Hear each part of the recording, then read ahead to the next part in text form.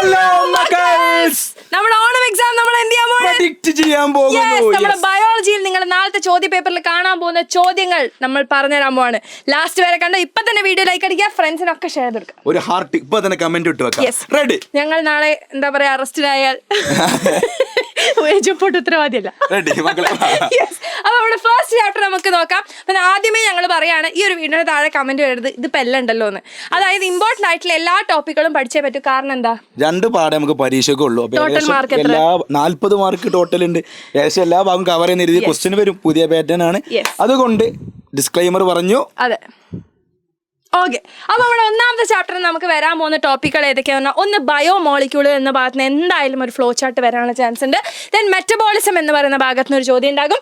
External എൻവയോൺമെന്റിൽ നിന്ന് internal environment അഥവാ ബാഹ്യ പരിസ്ഥിതിയിൽ നിന്ന് ആന്തര പരിസ്ഥിതിയിലേക്ക്, അത് നമ്മൾ 3 ആൾക്കാരെ പഠിക്കുന്നുണ്ട്. പ്ലാന്റ്സ്, പിന്നെ നമ്മളുടെ ആനിമൽസ്, യൂണിസെല്ലാർ ഓർഗാനിസം, ഏകകോശ ജീവികൾ, സസ്യങ്ങൾ, ജന്തുക്കൾ. ഇനി അടുത്ത നമ്മൾ 4 പ്രക്രിയകൾ പഠിക്കുന്നത്. This is very very very very very important. Okay, ഈ ഭാഗം എന്തായാലും ഉണ്ടാകും. ആക്റ്റീവ് ട്രാൻസ്പോർട്ട്, അതേപോലെ നമ്മുടെ osmosis, diffusion, facilitated diffusion. Last നമ്മുടെ light phase and dark phase. ഇത് ഉറപ്പായിട്ട് ചോദിക്കും. ഓക്കെ, നമ്മുടെ പ്രകാശഘട്ടം, ഇരുണ്ട ഘട്ടം. അപ്പോൾ ഈ ടോപ്പിക്കുകളിൽ നിന്നൊക്കെ എങ്ങനെയാണ് ചോദ്യങ്ങൾ വരുന്നതെന്ന് അറിയാൻ വേണ്ടി ഇന്ന് രാത്രിത്തെ ലൈവ് എല്ലാവരും കാണുക. സെറ്റാക്കുക. 7:15 ലൈവ് ഉണ്ടാകും.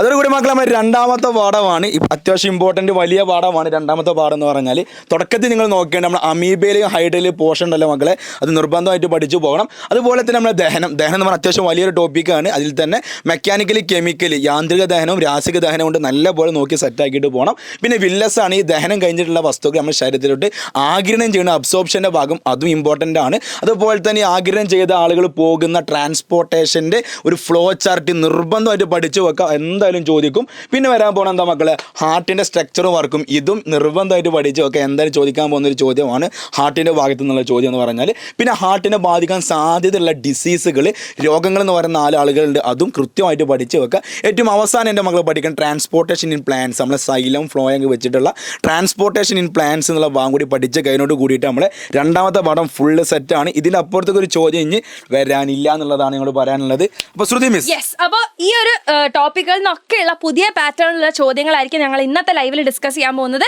സോ എല്ലാവർക്കും ഇനി അങ്ങോട്ടേക്ക് എന്താ പറയുക, നിങ്ങളുടെ ഫ്രണ്ട്സിനൊക്കെ ഒരു ഓൾ ദി ബെസ്റ്റ് കൊടുത്തിട്ട് താഴെ കമന്റ് ചെയ്യുക ഓൾ ദി ബെസ്റ്റ് എന്ന് പറഞ്ഞിട്ട്. അപ്പോൾ നമ്മളിത് അടിച്ചു പൊളിക്കും അല്ലേ, നമ്മൾ 40 മാർക്ക് സെറ്റ് ആക്കും.